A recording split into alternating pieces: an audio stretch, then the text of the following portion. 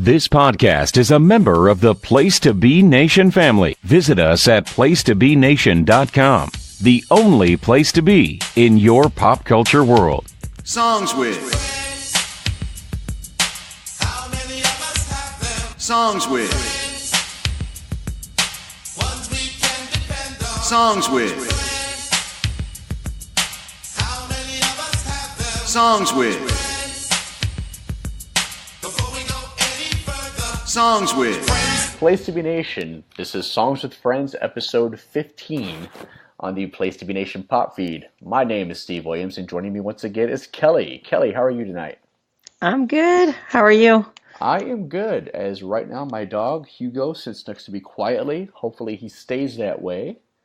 I am looking forward to talking about some ridiculous and some poignant music tonight with you.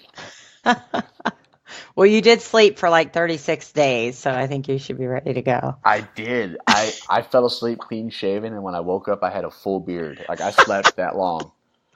Your hair grew back on your head and everything, huh? It did. I looked like Chevy Chase in Fletch when he's got the afro. Oh, shit. All right, guys. For those of you who are not familiar with what we do here on Songs with Friends, we take two songs and we dissect the lyrics to figure out if there's a story to be told, or sometimes we would just formulate wild backstories of our own to fill in the blanks. Our first song this week is from 1992. The album was called A Lot About Living and a Little About Love. Because that tells you right away, we're looking at some real poetry here. Yes. This is Alan Jackson with Chattahoochee. Oh, my gosh. A rare trip down the country music sector for Songs with Friends. Especially for you. I do listen to a little bit of country music, and I'm really surprised this is coming from you. All right, this is when country music really hit big in the greater Louisville, Kentucky area. Uh-huh. A lot of it is my parents being young people at the time who are into They're still young people. I mean, allegedly. For your age. Yes. They're young to have a 36-year-old son, yes. Yes. But they were into the MTV Bon Jovi hair generation. Of course. And when all that went away, they didn't sign on to Nirvana and Pearl Jam and whatnot. No, they transitioned to Alan Jackson and Brooks and Dunn. That's so funny to me for some reason. Oh my God. Okay. And, like, it's a very common thing in this area. Like, everybody that didn't want to rip their jeans and wear flannel, like, all right then, damn it, get us some fishing hooks. We're all in on this redneck shit. Well, see, I grew up, my dad hated country music. Like, you know how some people be like, you can't listen to rap? That's how my dad was about country music. He's like, it's annoying as all fuck. Like, he could not tolerate it ever in his whole life. So I was behind by the time I got to country music. I was like an adult. So. I mean, and it did get a little twangier and a little poppier around this time. So I get how all of a sudden there was a market for it, whereas before it was real old-timey, tear in my beer kind of shit. Yeah. Well, and Nikki, Nick, other people don't know. That's my best friend. We met in 7th grade, and this song is like the first song that I remember about her. She freaking loved this song, and I was like, oh my God, I feel like she played it all the time. But every time I hear this song, I think of her every single time, which is kind of weird now that I've been looking at the lyrics. Yeah, most of my exposure to this song as a kid, I was like 11 when this hit big. It's one of those things where in Kentucky you could not go 10 minutes without hearing this song. Yeah. But for probably another 10 years, they would use that guitar riff for the local country radio station commercials. Oh, okay, WIMC. Hey, the video was fun. I watched it today. I watched the video like half an hour before we started talking. And my goodness, my man is out there in not even jet skiing, full on water skiing in ripped jeans, doing crazy flips.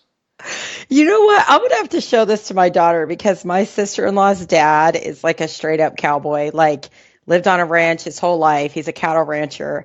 And so like a few months ago, he was telling her like, I used to water ski.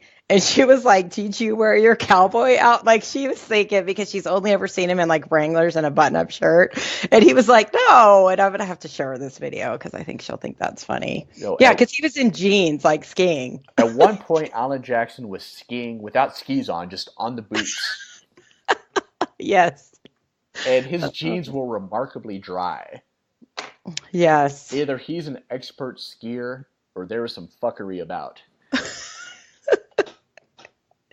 Oh, that's awesome. All right, well, enough about the wondrous Nashville music video imagery. Let's get into these lyrics, and damn it, we start with a banger. Way down yonder on the Chattahoochee, it gets hotter than a hoochie coochie. This is a very sinful, very juicy lyric right away. Yes. Now, it's one of those things that Alan Jackson swears up and down was just an old saying. Like, oh no, that's something my grandma used to say. It gets hotter than a hoochie coochie. Alan Jackson, Grandma Jackson was scandalous. I will say that right now. I'm slandering Grandma Jackson here on Songs with Friends. You might be right. There was an alternate cut of this song after the controversy that they edited the hoochie coochie reference out in later airings. Are you serious right now? Yeah, I am serious. Is this a Kentucky thing or what? I've never heard this. It could be. Huh. Oh. I can't even remember what the trade out lyric is, but it's something just even more ridiculous. Really? So when it was on the radio, they edited it with the hoochie coochie had a different word. Yes. It gets hotter than a something something. I can't remember. But yeah, that was a real thing here in Kentucky for sure. Like to the point where I wasn't even sure the hoochie coochie thing was real, or if I just misremembered it. Oh my gosh, that's great. Well, back then, I mean, I was explaining this to my daughter just the other day, and she's like, "Mom, how we would try to record songs." I've told her this, like I swear, a million times. You know, you'd call. She was asking me if I've ever called into a radio station because they were, we were listening to the radio. It was like you could win tickets. I'm like, hell yeah, I called into the radio station because I wanted to request my song, and then I would sit there and try to record it on a tape. And she was like, "Oh my gosh." And I was like, "Yeah, you have no idea." And then they would talk over the intro of your song and it was annoying and I would want to call back and try again, and so I mean, the radio version was most of the time all we knew, you know what I mean? It was like, I didn't know there was a version that you could buy because my parents didn't buy me CDs and stuff back then, so. Yeah, I remember a girl that I knew back then wanted to hear Little Texas What Might Have Been, and she called the radio station to request it and sat there for a good 45 minutes with the tape in the radio ready to go for when they played her jam. That was me. I did that. So Kelly, what did you do with your tape of What Might Have Been? No, I mean, I would have never done that for that song, but I certainly did that. Me and my friend Sarah that I grew up with, man, we would do it all the time. Just wait forever. And sometimes we'd call back again and be like, we haven't heard our song. I did that with songs and all. I didn't call the radio station, but I always had a tape in the radio ready to go. And also I would do that, I think I've talked about this on the air before, with stuff on television. I had a tape in the VCR at all times ready to go. And I had the cable tuner was through the VCR tuner. So I could just push record if there was something I wanted to see. So I just had the most schizophrenic mix of stuff on these 6-hour VHS tapes. Between wrestling and music videos and fucking Night Court. And just Night Court. Just the weirdest, most random shit. Oh my gosh. You know what? And I probably did have one, like a tape in there a lot, but I called a lot and waited. I was ridiculous. I mean... On one tape, I shit you not, I had an episode of ECW from the summer of 1997, the second Holyfield and Mike Tyson fight, and then the movie Kingpin was all on the same tape. Oh my! That was an exciting tape. It was. A lot of business happened on that tape. All right, moving on. Oh my gosh! It gets hotter than a hoochie coochie. We laid rubber on the Georgia asphalt. We got a little crazy, but we never got caught. On the surface, this is about racing or driving fast on the Georgia streets. However, in conjunction with the Hoochie Coochie line, I think this could possibly be about fucking. I never thought about that till right now. He laid rubber on the Georgia asphalt. He got a little crazy, but he never got caught. I think he was smashing the back of the Chevy, maybe the Ford F-150, perhaps. I don't know. Yeah, probably the Ford F-150. I mean, these guys like to drink and drive trucks and whatnot. Oh. Down by the river on a Friday night, a pyramid of cans in the pale moonlight, talking about cars and dreaming about women. We never had a plan, just living for the minute. To me, that's very reflective of just the way you are when you're young. Oh, yeah. You got time to waste. You don't have that many responsibilities. So we're just Yeah. gonna hang out down by the river on a Friday night, drinking and just talking shit. Yep.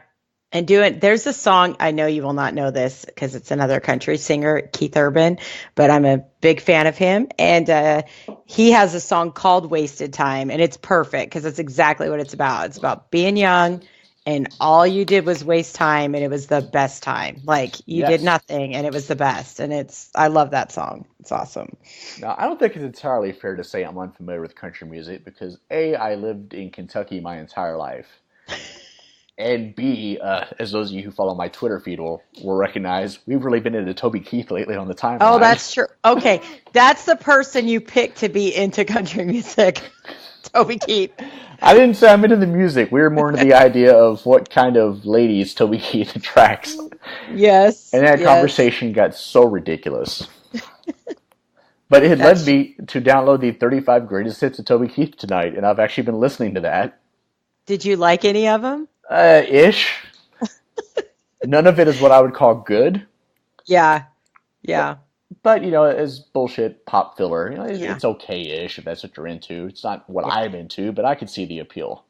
Well, Keith Urban is good. I've seen him in concert, and he's extremely talented. He can play the guitar, phenomenal. He's awesome. So, I'm going to send you some of his music. Was Keith Urban on a double header with Aaron Lewis?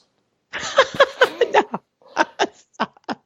Because that would explain A, how you saw him, and B, it also explained how Aaron Lewis went into that weird country music foray he was in for a little bit.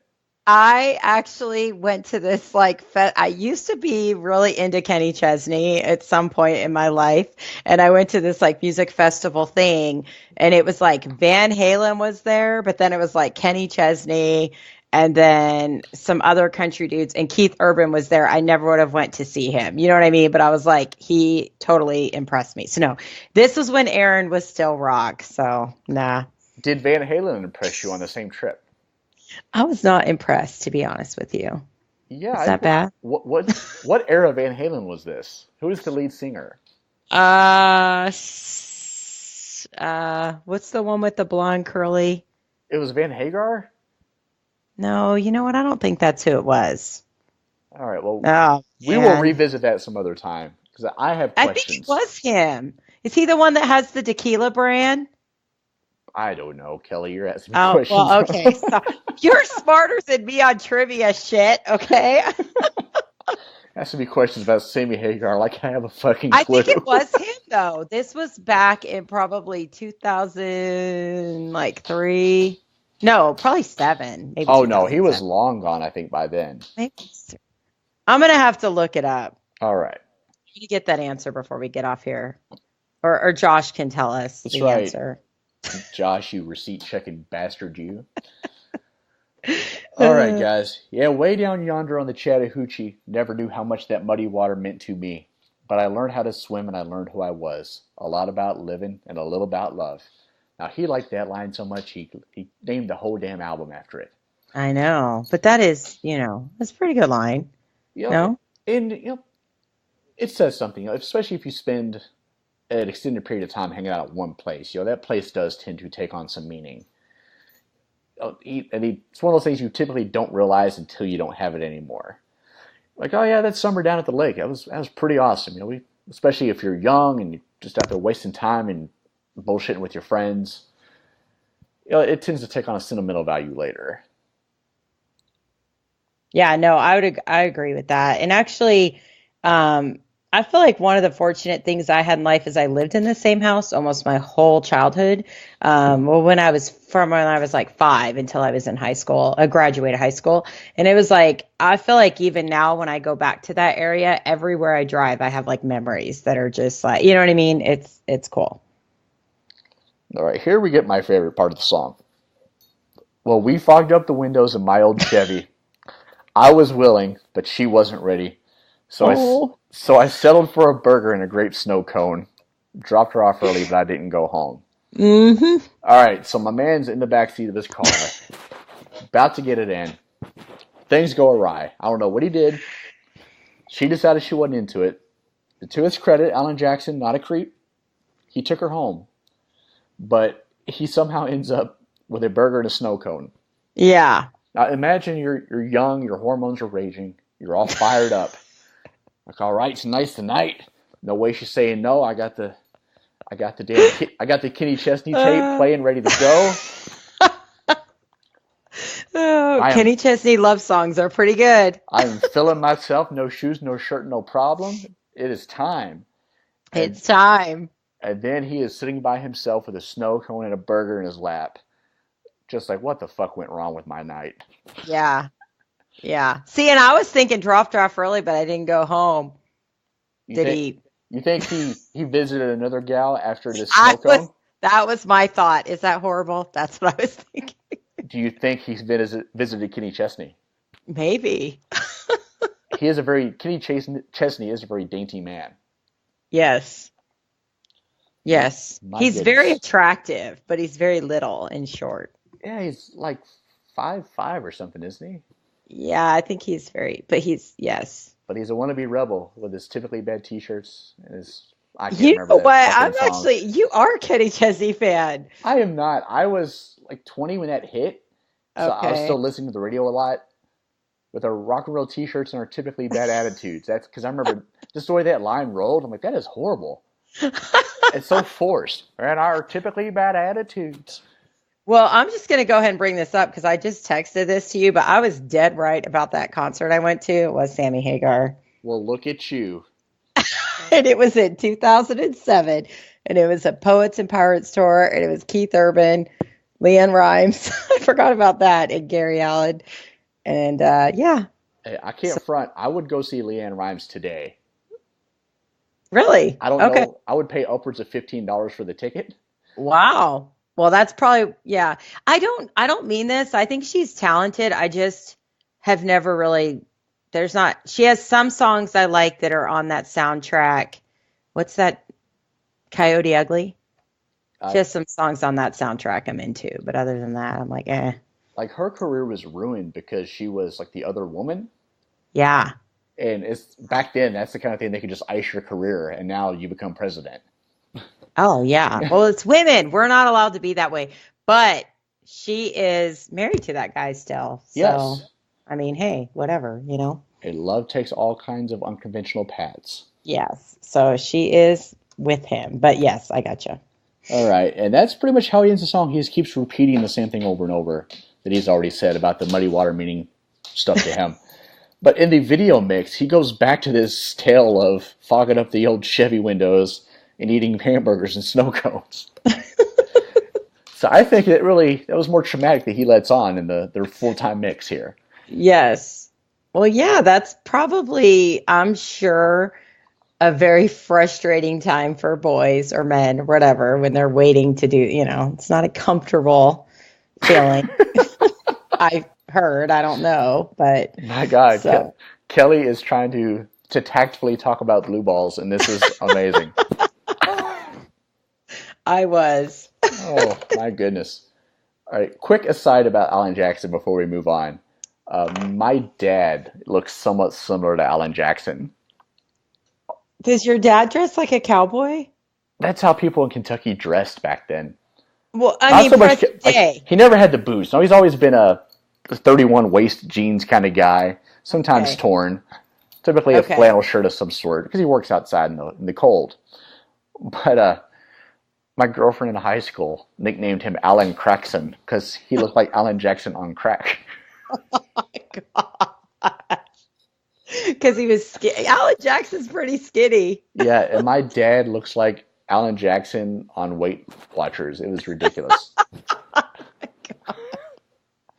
And back then, he had like the curly mullets and all that shit, the weird mustache, the whole gimmick. Yeah. Yeah.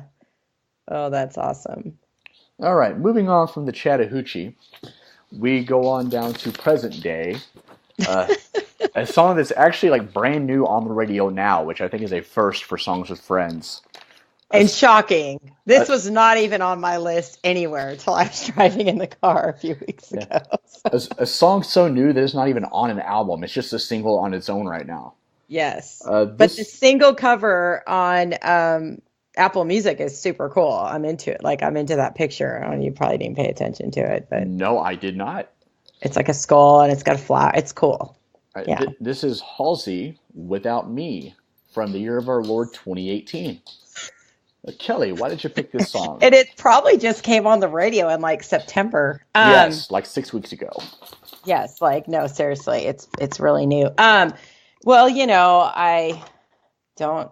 This is weird, but I listen to the radio because I don't drive very far in life to go anywhere, and I don't have Bluetooth in my car, so because it's very old. And so, anyways, I have the radio on a lot, and my daughter, she likes music or whatever, and this just came on when we were in the car, and I was like, I'm gonna go and Snapchat and find out what this song is, on the Shazam thing, and I don't know. It just caught me, and we'll talk about the words why. But there was actually, I'm going to ask you when we get to a certain part if you notice something. But she stole the way there's something in this song that is in another song, and I was like, holy crap! Did you catch that? You are referring to the Timberlake spot. Yes. Did you catch? I'm so glad you caught that. That's actually one of the reasons I went back and listened to the song again, because I was like, what? That's Justin Timberlake. You know what I mean? I was like, it seemed blatant to me. So that also caught me. So then I was like, okay, let me go listen to the song again. And then pulling up the songwriters, he does have a songwriting credit.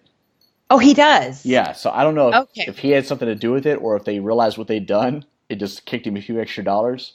Well, I think, even says it. I don't know if it was intentional, but I feel like even the way she says it is the way he says it in his song. Like, it just seemed very obvious to me. Oh, it's the exact same cadence. There's no doubt about it.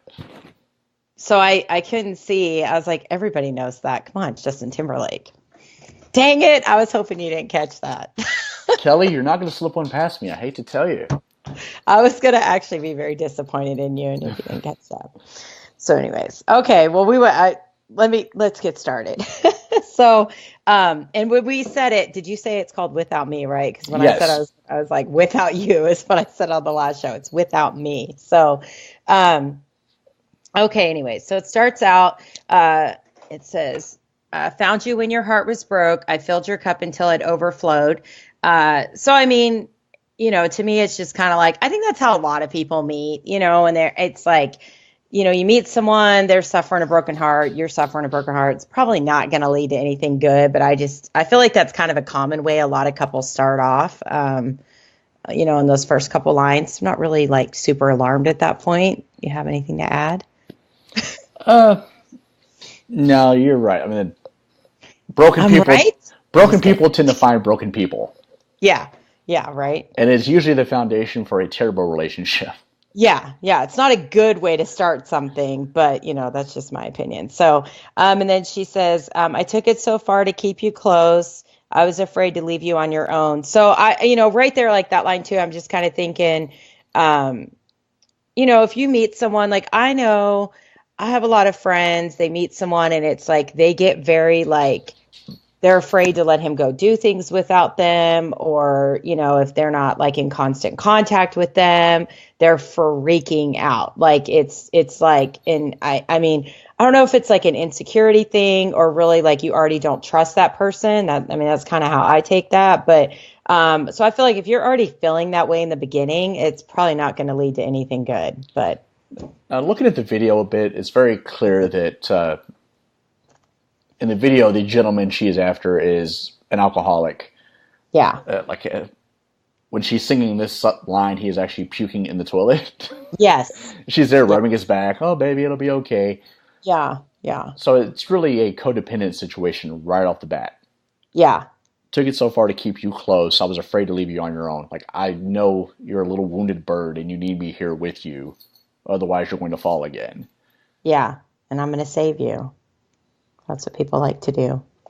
Yeah, no, the video. Exactly. I almost thought it was her real boyfriend in the video, but I didn't look that far into it. So, I think her real boyfriend is a singer. I can't think of his name. But anyways, and then she has, I said I'd catch you if you fall. And if they laugh, then fuck them all. And I feel like I'm not going to say names because that's so mean, but I have a lot of friends like this. So they're like, and I think that's what happens when you fall in love with somebody and you see the potential or you think it's going to be a certain way. You're like, fuck what everybody else thinks. And I think that's kind of normal, but not when it's like an unhealthy, like you're with an addict or whatever, then it's not. But if it's like unconventional or people don't, maybe agree with, I don't know, some couples just do things differently. They don't live in the same house or they have separate bedrooms or whatever. But if you're happy, you're happy. You know what I mean? And so, but this to me is like, the people in her life have a reason to like be concerned that she's with this guy, obviously. But she's like, fuck him. I don't care, Yeah, I think you pretty much nailed it there. If you're not going to be able to please everybody no matter what the circumstances are. Yeah. So to me, if I'm happy with somebody and that person is doing right by me and I'm doing right by them, if you don't like it, well, fuck off. I don't care. Yeah, yeah. But this is a bit of a different situation where, if she's taking someone who's clearly a wreck. Yes. And trying to nurture. I'm not saying don't help people, but at the same time, don't allow yourself to be pulled into a situation that's clearly toxic and not going to end well. If everyone in your life is telling you don't do this, you probably shouldn't do it. Yeah. Everybody. And I think there's a lot of people that have experienced that. Everybody's like, no. And then, she talks about, and you see this a lot. It's like, then I got you off your knees, put you right back on your feet just so you can take advantage of me. And I have a whole, I'm probably going to sound so feminist right here.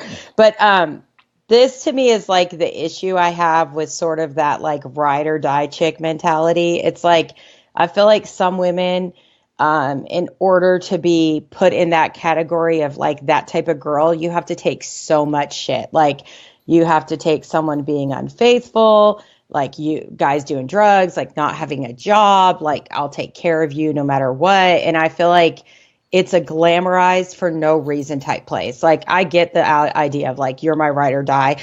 Cool. Like that's how it should be when you're in a relationship. But I think some women, what they do to get that title or what they're put through is total bullshit. You know what I mean? And so it shouldn't come from, well, I'm going to take like disrespect and infidelity and shit like that just to be classified that way. And I see that, like, I don't know. I feel like that's just like a glamorized thing and it just bugs me. So, she's helping him. She's going to get him better, whatever. And then it's like he's going to take advantage of her and leave her. It's like, that sucks. You know what I mean? Not even going to stick it out with her after she did all that for him. So what do you have? As I go on my soapbox, I'm sorry. Oh, you're good. My man Jeffrey Taylor, I'll go ahead and plug his Twitter, @JeffreyShowLive. This afternoon, unearthed several videos of women confronting their men in public after cheating. Oh. And some amazingly ratchet shit was going on in these videos. At one point, the guy was like in the U-Scan at Walmart or with his. Oh my! What? With his side chick and his wife or girlfriend, whoever approached him. I'm like, all right, here's what we're gonna do right now. I pay for those shoes, kick them off. They're mine. I'm leaving with them. I pay for the socks. Give me the socks. And he's like, but the floor's dirty. I don't give a fuck. Oh my god! That was amazing. Another time that it was at a Foot Locker type place, and she threw a drink on him and threw his iPad on the floor and all kinds of shit. Oh my god! But yeah, you're right. That ride or die thing does get romanticized to a ridiculous extent. Yeah. I mean, sometimes it's just better to let go. Yeah. Yeah.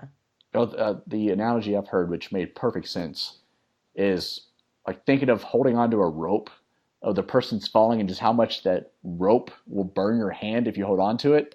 Yeah. But you let go and all of a sudden it's better. Yeah. Yeah. Well, and I feel like there's some women that take shit for saying like, hey, I want someone that like has their shit together and has a career and but like, I think it's okay to feel that way if that's what you're offering too. And that's how Right. I feel. Like, I'm like, you know what? I will financially, whatever. Like, I just feel like I'm not gonna let someone come live in my house and not work and then be like, oh, I'm going to work every day. Like, and I wouldn't do that to someone either. So it's not being mean. It's like, I wouldn't do that to you and I wouldn't do it for someone else because it's fuck, you know what I mean? Like, that's not okay. Like, oh, someone gets hurt, stuff happens. I get it. But like, I know women that are with men that like do not have career, like not even don't have a job, like don't have a job. And I'm like, well, that to me is like crazy. I can't do that. I mean, you know what I mean? And it's not like a gold digger thing to me. It's just like, you need to be able to, contribute and provide. So anyways, and I think women that sometimes, it comes across when they make statements like that, it's like they're saying they're looking for someone with money. And I don't think that's always how it's meant. It's just like, I want someone that can also help take care of our life or whatever. So No, if you're able-bodied, there's no reason for you not to be. Sometimes shit happens and you won't have a job, but be looking for a job. yeah, Be at one point I wasn't working for a while, but I was in school full time. yeah. Making that That's short-term sacrifice so that at some point soon I can contribute much more than I was prior to that. You should always be looking to contribute in some way or another. yeah, yeah. I'm gonna get on my soapbox. No, I'm just kidding. Okay, I don't even know where we're at. Just kidding.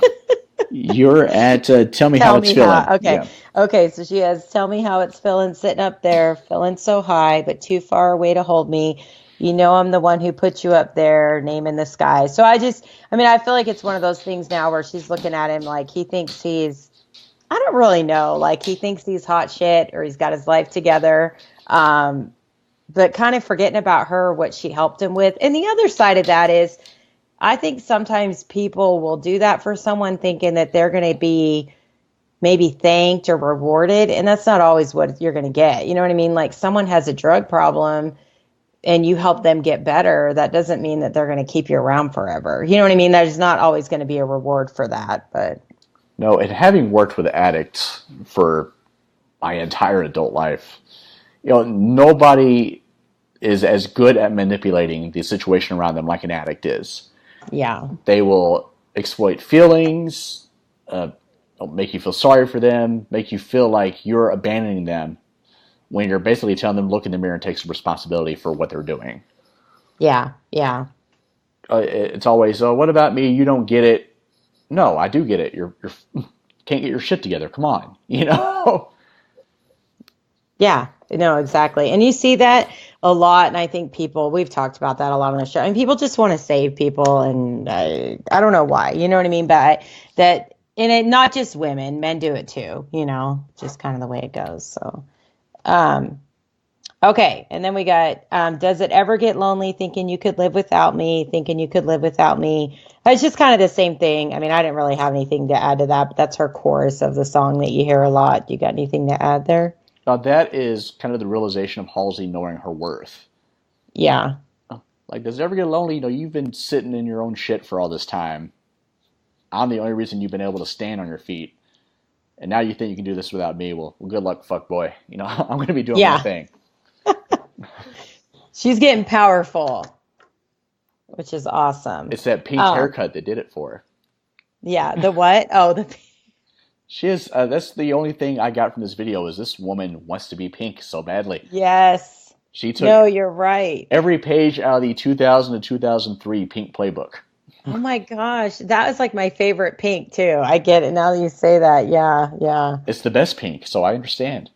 Yeah. I'm surprised Pink hasn't called her out about it because she's pretty ballsy about that kind of stuff.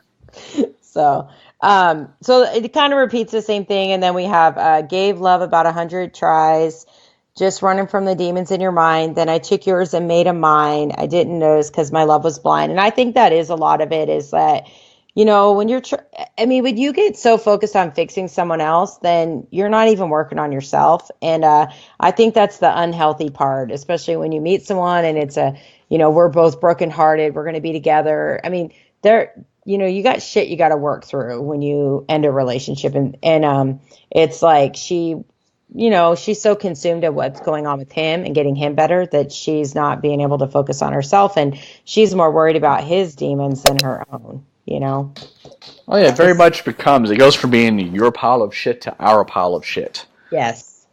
Yes. Which I don't like to do to people. I'm probably just so weird because I don't like to lay my shit on people, which is probably almost a bad thing sometimes. But I feel uncomfortable doing that. But some people will full on just live their life that way. They're just lay their shit on everybody else. Just Yes. crazy.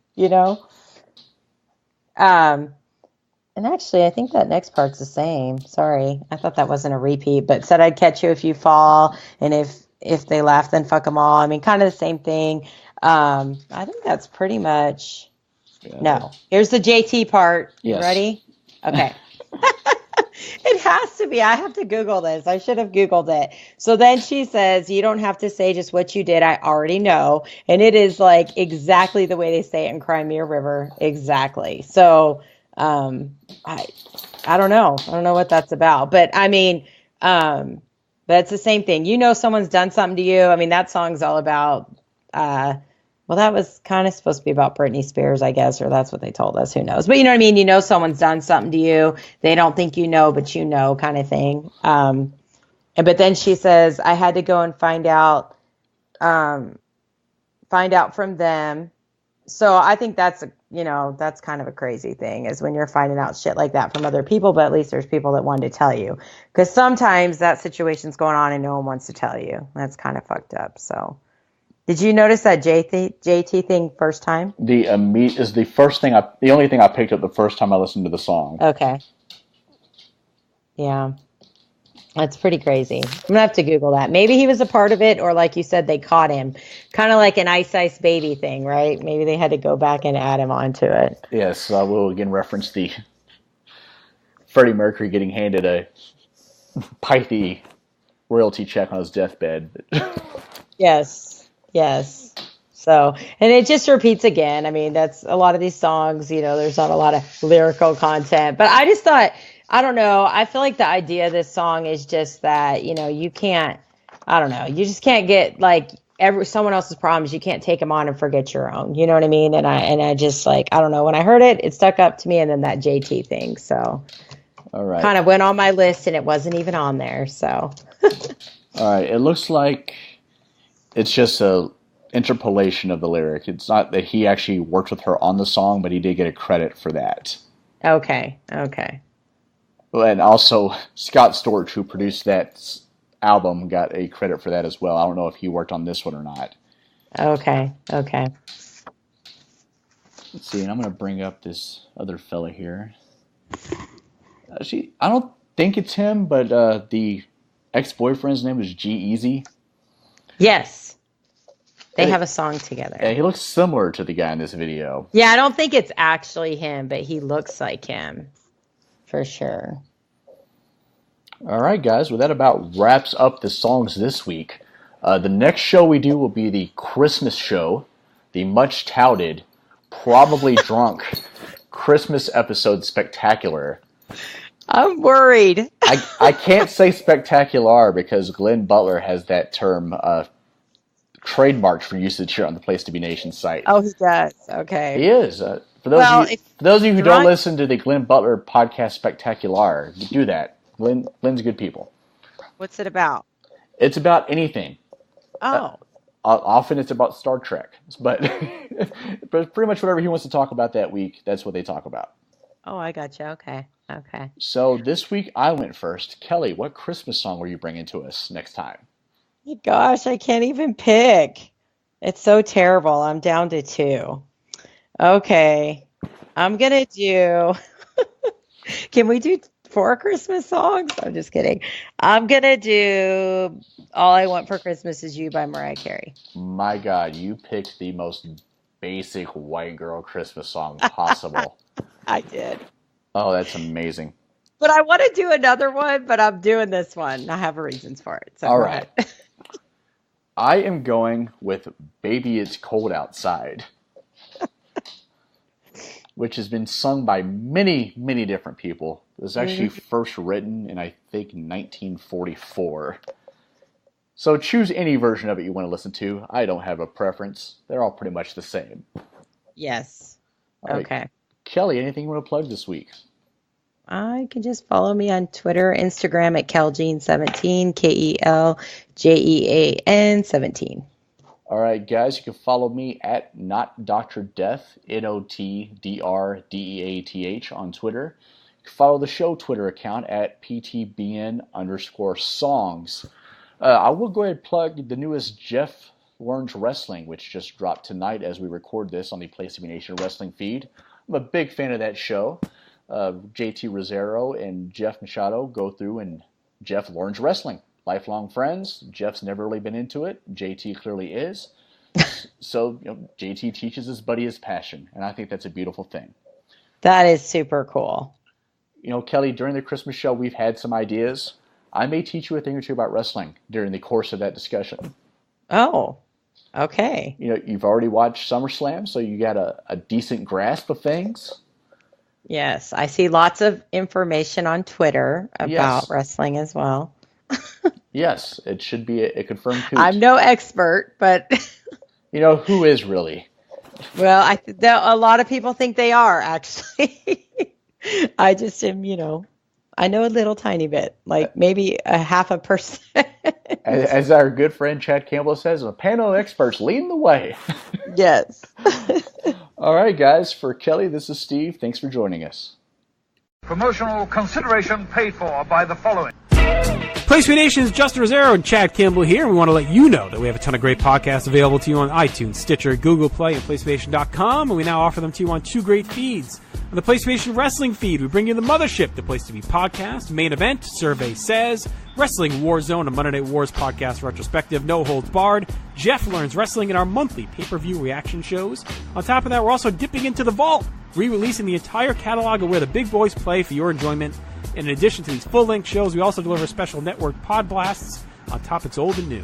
The Place to Be Nation Pop feed is loaded with great content, offering such tremendous shows covering the land of pop culture, such as Geek and Sassy, Talkin' Pop, the Glenn Butler Podcast Hour Spectacular, Sunday Groove, PTB in Play, Freak Out Drive-In, Songs with Friends, Looking Forward, Looking Back, and Lucha Undead, as well as a veritable podcast heaven for comics fans with the hard-traveling fanboys, Sellers Points, Conversation Comics, DC Post-Crisis Management, Marvel Age, and Marvel Age Masterclass, plus weekly pod blasts that cover the gamut of comic topics. The feed is also filled with insightful sports content, including the NBA team, This Week in the NFL, and more. And you can find all these current shows, plus archives of our past podcasts, including The Kevin Kelly Show, as well by subscribing to both feeds on iTunes. And while there, be sure to rate and leave feedback as well.